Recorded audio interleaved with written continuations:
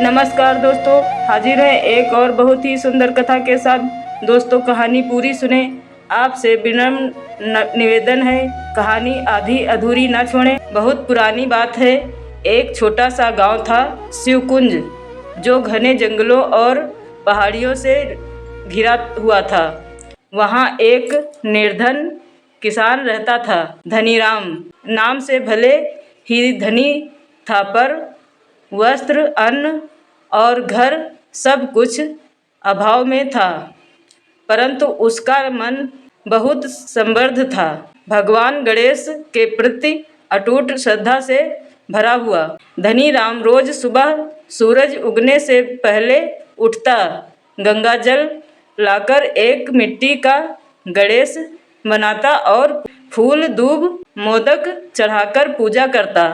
उसका विश्वास था, जिस दिन मेरी भक्ति सच्ची होगी, उस दिन गणपति बप्पा स्वयं मेरे घर आएंगे। सावन का पावन महीना आरंभ हुआ। गांव भर में शिव मंदिरों में रौनक थी, लेकिन धनीराम का ध्यान अपने आंगन में बने गणेश जी पर था। उसने संकल्प लिया, पूरे सावन तक बिना अन्न के केवल फलाहार से प्रतिदिन श्री गणेश की पूजा करूंगा। सावन के दूसरे सोमवार की रात उसे एक अद्भुत स्वप्न आया।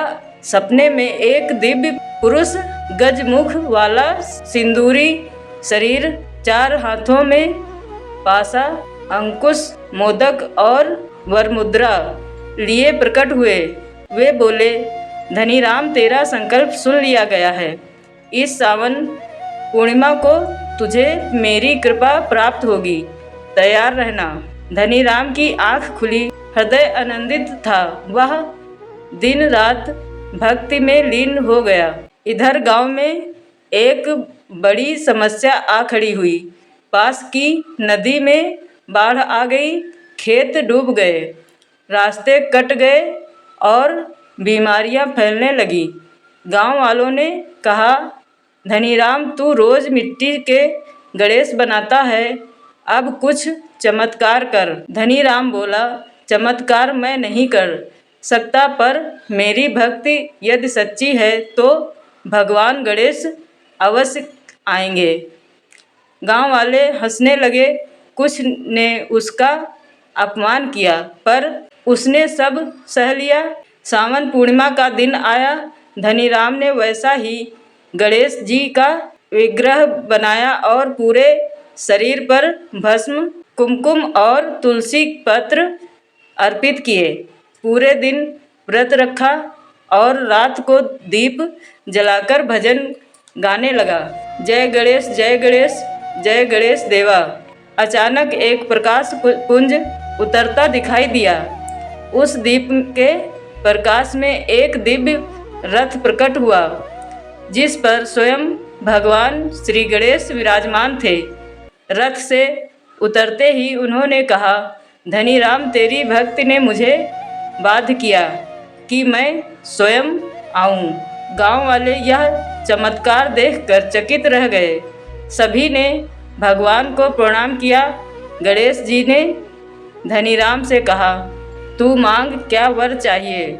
धनीराम हाथ जोड़कर बोला, प्रभु, मुझे केवल इतनी कृपा दीजिए कि मेरा मन सदा आपकी भक्ति में लगा रहे। मुझे बुद्धि दीजिए कि मैं सेवा कर सकूं। धन दौलत नहीं, सिर्फ संतोष चाहिए। गणेश जी मुस्कुराए, जो भक्त मुझसे कुछ नहीं मांगता, उसे मैं सब कुछ देता हूँ। उन्होंने अपने कमंडल से जल छिड़का और कहा, यह भूमि अब कभी सूखेगी नहीं, यहाँ के लोग हमेशा सुखी रहेंगे। वहीं धनीराम के आंगन में मिट्टी का गणेश स्वयं सोने का बन गया। फिर गणेश जी आशीर्वाद देकर रथ में लौट गए। अब शिवकुंज गांव पूरी तरह बदल गया। वहाँ हरियाली लौट आई, नदी शांत हो गई, रोग मिट गए और सबसे बड़ी बात, लोगों के मन में श्रद्धा लौट आई। लोग धनीराम को गणेश भक्त बाबा कहने लगे। धनीराम हर साल सावन पूर्णिमा पर भव्य गणेश पूजा करवाने लगा, जो आज भी जारी है। इस कथा से हमें बहुत कुछ सीखने को मिलता है। सच्ची भक्ति में शक्ति होती है। सावन में भगवान शिव के साथ साथ श्री गणेश जी की पूजा से भी विघ्न नाश होता है। भगवान को दिखावा नहीं, हृदय की सच्चाई चाहिए। जो भक्त मांगता नहीं, उसे भगवान सबसे पहले देते हैं। विपत्ति में भी श्रद्धा न डगमगाए तो भगवान स्वयं प्रकट होते हैं। जय श्री गणेशाय। ओम गण गणपतये नमः। श्री गणेश के कुछ विशेष पावन मंत्र।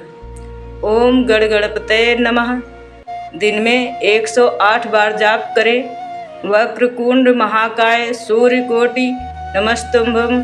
सावन के पावन अवसर पर गणपति बप्पा की यह कथा हमें यह संदेश देती है कि जब श्रद्धा अडिग हो, मन में विश्वास हो और जीवन में नम्रता हो, तो कोई विघ्न स्थायी नहीं रह सकता। भगवान श्री गणेश विघ्नहर्ता हैं, जो जीवन की अड़चनों को दूर करके सफलता का मार्ग प्रयास करते हैं। गणपति बप्पा मोरया। दोस्तों, यह कहानी अगर आपको अच्छी लगे तो कमेंट में जय श्री गणेश लिखें और हम मिलेंगे एक और नई कहानी के साथ। तब तक के लिए नमस्कार, धन्यवाद।